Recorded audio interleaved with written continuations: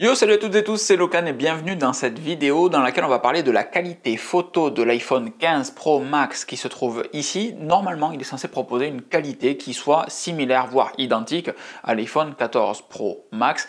Et pourtant, dans tous mes tests, 100% des photos que je prends avec l'iPhone 15 Pro Max sont réellement bien meilleures que celles prises avec l'iPhone 14 Pro Max.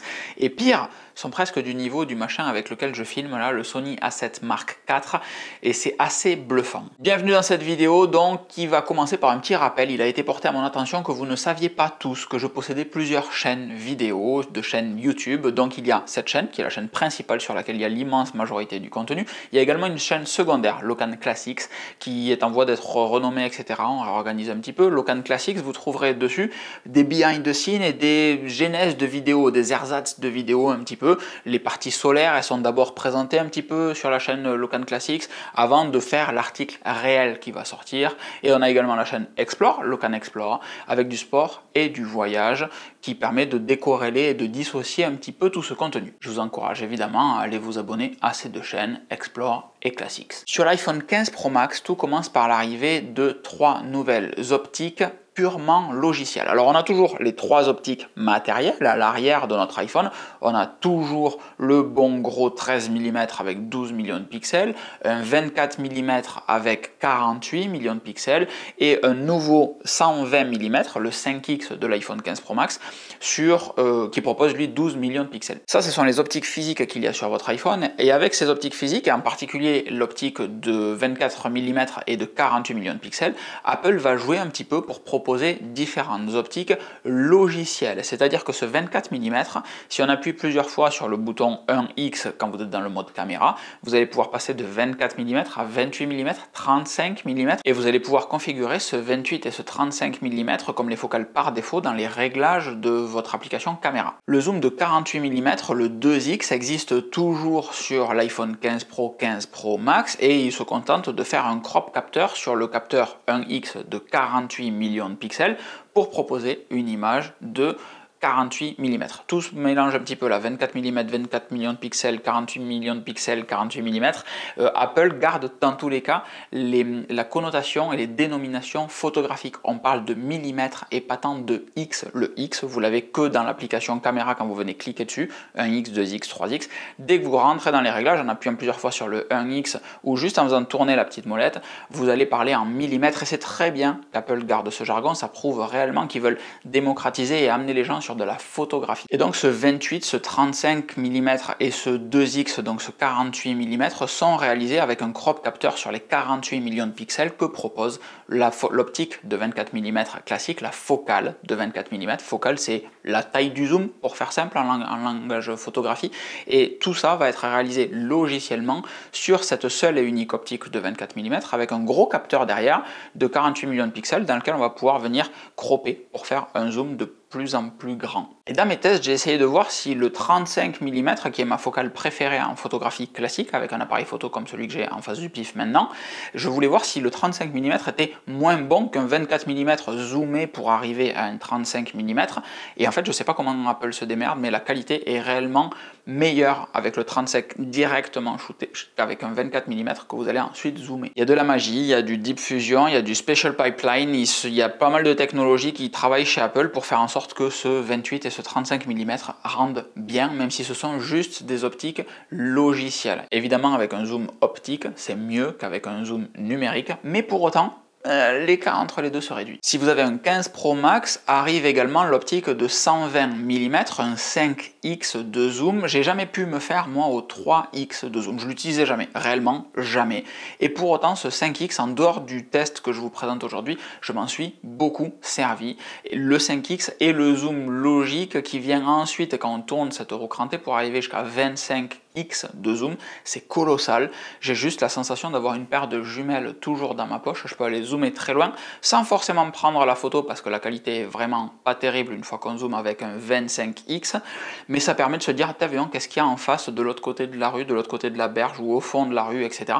Ça permet d'avoir réellement une paire de jumelles numériques toujours sur soi, c'est délirant. Et il faut aussi peut-être parler du nouveau traitement de surface qu'on a du coup sur les optiques de l'iPhone 15 Pro et 15 Pro Max, qui a pour but de limiter réellement les reflets qu'il va y avoir sur cette photo, c'est shootée ce matin avec l'iPhone 14 Pro.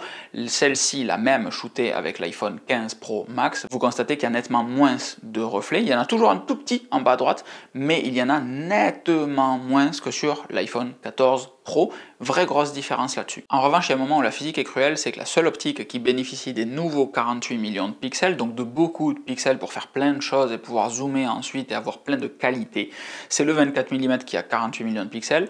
L'ultra grand angle et le téléobjectif, eux, ne possèdent pas de 48 millions de pixels, donc on reste sur des capteurs de 12 millions de pixels.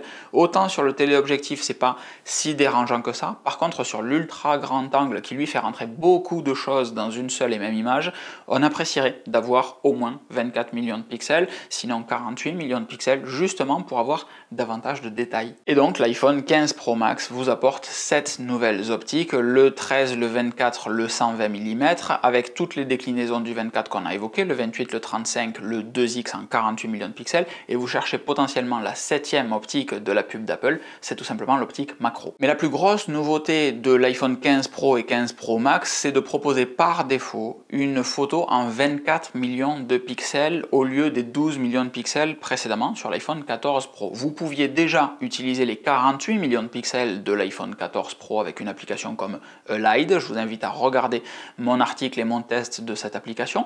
Mais maintenant, avec déjà iOS 17, vous avez la possibilité de sortir une photo en HEIF max, donc ça sera 48 millions de pixels HEIF, plus besoin de l'application de Elide si c'est ce que vous utilisiez là-bas. Mais par contre, sur ces iPhone 15 Pro, 15 Pro Max, vous allez avoir une photo par défaut en 24 millions de pixels. C'est-à-dire que l'iPhone et iOS 17 vont prendre plein de photos sous-exposées en 12 millions de pixels, plein de photos surexposées en 12 millions de pixels, et une photo en 48 millions de pixels avec une plage dynamique étendue, compiler tout ça, réfléchir à tout ça pour sortir avec les 48 millions de pixels de la grosse photo plein de détails, et avec les versions 12 millions de pixels surexposées, sous-exposées, plein de richesse dans les couleurs, dans les lumières, dans les ombres, etc. pour vous sortir une image en 24 millions de pixels qui soit réellement bluffante. Et là j'insiste, c'est-à-dire que durant tout mon test et depuis que j'ai l'iPhone 15 Pro Max dans les mains et que je shoot avec, les photos en 24 millions de pixels avec le nouveau Smart HDR5 sont juste bluffantes pour peu que vous les regardiez sur un écran compatible avec ce Smart HDR5. Donc dans mon cas c'est un MacBook Pro 16 ou tout simplement l'iPhone 15 Pro Max. Si vous avez un écran qui est suffisamment lumineux pour afficher la luminosité et la dynamique d'une image shootée avec du Smart HDR5, ça vous fait remettre en question la qualité photo d'un appareil photo professionnel comme celui que j'ai devant le nez encore une fois. Ça fait exactement la même chose que quand vous regardez une vidéo en HDR sur votre ordinateur, votre téléphone, sur quelque chose de compatible ou sur votre télé en Dolby Vision. Réellement, ça se transforme en fenêtre sur le monde plus qu'en rappel photocopie d'une image que vous avez pu shooter. Et c'est le cas de conscience que j'ai aujourd'hui avec l'iPhone 15 Pro Max. Tout a commencé avec les live photos qui sont apparus il y a des années de ça et qui permettent en plus de la photo que vous voulez shooter d'immortaliser quelques photos avant, quelques photos après, plus la bande son durant ces 3 secondes pour que quand vous jouez en live photo, vous avez l'ambiance au moment de la photo, tous les sons qu'il y avait autour, et ce qui s'est passé avant, ce qui s'est passé après, pour vous immerger à nouveau dans ces images. Et en termes de souvenirs, c'est juste fabuleux. Et aujourd'hui, la richesse de la dynamique des images captées par l'iPhone 15 Pro font que ça crée des souvenirs réellement ultra qualitatifs couplés au live, puisque maintenant sur les 24 millions de pixels, on a les lives qui reviennent sur des images en haute résolution entre guillemets, alors que sur les 48 c'est pas le cas. On a des images qui vont avoir et du live et du Smart HDR, et pour se replonger dans un souvenir, dans une action, dans un moment passé, je vois très facilement la transition avec l'Apple Vision Pro et là où Apple veut nous amener justement. Et malgré le manque de précision de pixels, malgré le manque de bokeh naturel inhérent à la taille du capteur et à la qualité des optiques, malgré le manque de pixels tout court, même si 24 millions de pixels ça commence à devenir satisfaisant, eh bien je préfère avoir des images comme celle-ci qui vont me transporter plutôt que des images plates entre guillemets qui seront celles en SDR, Standard Dynamic Range, shootées avec le Sony A7 Mark IV. Et un autre sujet tout simple, c'est qu'avec l'iPhone, je prends une photo, elle est directement enregistrée comme il faut qu'elle soit. Ce que je vois sur mon écran, c'est ce qui va être enregistré. Avec le Sony, il faut à chaque fois que je me remette devant mon ordinateur, que j'importe ma photo, que je développe ma photo. Il y a une courbe d'apprentissage avec des outils comme Lightroom, etc. Je passe du temps pour chaque photo traitée, alors qu'avec l'iPhone, encore une fois, c'est du point and shoot, je point, je shoot, et ma photo, elle est trop stylée avec du live photo, avec une plage dynamique étendue. Aujourd'hui, je fais que vous partager l'état de ma réflexion entre l'iPhone 15 Pro Max et le Sony A7 Mark IV avec lequel je filme cette vidéo. Évidemment, je vais continuer de shooter l'immense majorité de mon contenu et surtout de mes photos avec le Sony A7 Mark IV, mais les fois où il ne sera pas avec moi et que l'iPhone, lui, le sera, puisqu'il est toujours dans ma poche, je regretterai nettement moins son absence. De notre côté, il faudra que je fasse un vrai test un jour sur le Sony A7 Mark IV versus l'iPhone 15 Pro Max pour connaître les avantages de l'un de l'autre, les limitations aussi de l'un et de l'autre. En attendant, je vous souhaite une excellente soirée et je vous donne rendez-vous dans la prochaine vidéo, qu'elle soit ici, sur la chaîne secondaire ou sur Explore. Des bisous, ciao ciao.